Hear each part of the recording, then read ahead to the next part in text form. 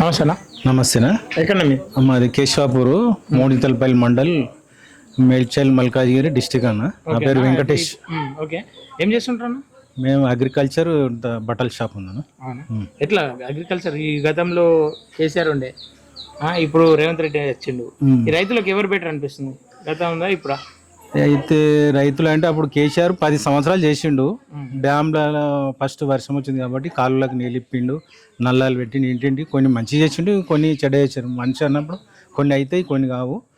అయితే మాకు మల్లారెడ్డి ఉండే రోడ్లు చేసిండు, మంచిగా చేసిండు. ఇప్పుడు ఈయన వచ్చిండు 30 డేస్లో రుణమాఫీ అన్నాడు. మళ్ళీ ఇంకా రుణమాఫీ చేయలే.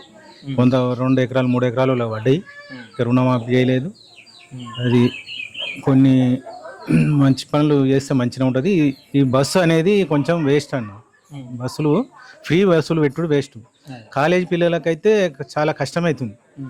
ఆ బస్సులు కూడా ఫ్రీ బస్సులు పెట్టి ఇంతకుముందు 10 నడిచేటి 2-3 బస్సులు చేసిండు. చాలా పబ్లిక్ అయితే చాలా ఇదవుతురు, వాళ్ళు తగిలి పడుతురు. ఇప్పుడు టికెట్ కొన్న వాళ్ళు జెంట్స్ అనుకో, ఈ లేడీస్ మొత్తం ఎక్కేసి మొత్తం అవారగా తిరుగుతురు. అనవసరంగా బస్సులు అయితే వేస్ట్. ఈ ఉచిత బస్సులు అయితే వేస్ట్. కరెంట్ అంటే ఒక మధ్యతరగతి వాళ్ళకు మంచిగా ఉంది. ఇప్పుడు పార్లమెంట్ ఎన్నికలు రాబోతున్నాయి. పార్లమెంట్ ఎన్నికలు అంటే ఇప్పుడు రాగిడి లక్ష్మారెడ్డి కాంగ్రెస్ అంటుర్రు, బీఆర్ఎస్ అంటుర్రు. సునీత లక్ష్మారెడ్డి కాంగ్రెస్ అంటుర్రు. ఈటెల రాజేందర్ బీజేపీ. ఈటెల రాజేందర్ ఏంటంటే మన ఉద్యమం చేసిండు, మంచిగా టీఆర్ఎస్లో మంచిగానే చేసిండు. వాళ్ళిద్దరి మధ్యలో ఏమైందో, కేసీఆర్ మధ్యలో వాళ్ళ మధ్యలో ఆయన విడిపోయి బీజేపీలోకి వెళ్ళిండు. ఆయన వ్యక్తిగతంగా అయితే మంచి మనిషి, బీసీ క్యాండిడేట్ కాబట్టి ఆయన ఒక క్యాండిడేట్ని ఎన్నుకుని మంచిగానే ఉంది. ఈసారి ఆయన ఎంపీ ఎలక్షన్లో గెలిస్తే మంచిగా ఉంటుంది అని మా నుంచి అనుకుంటున్నాం. ఈటెల రాజేందర్ గెలిస్తే బాగానే ఉంటుంది. కానీ గతంలో రేవంత్ రెడ్డి ఎంపీగా గెలిచిండు కదా, ఆయన ప్రభావం వల్ల కాంగ్రెస్ మళ్ళీ కదా ఓట్లు.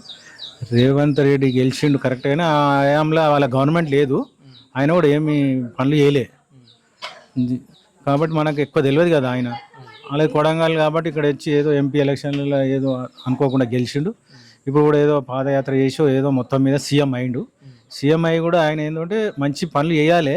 ఒక పార్టీ ఇంతకుముందుకున్న పార్టీ కొన్ని పనులు చేసింది, కొన్ని పనులు చేయలే.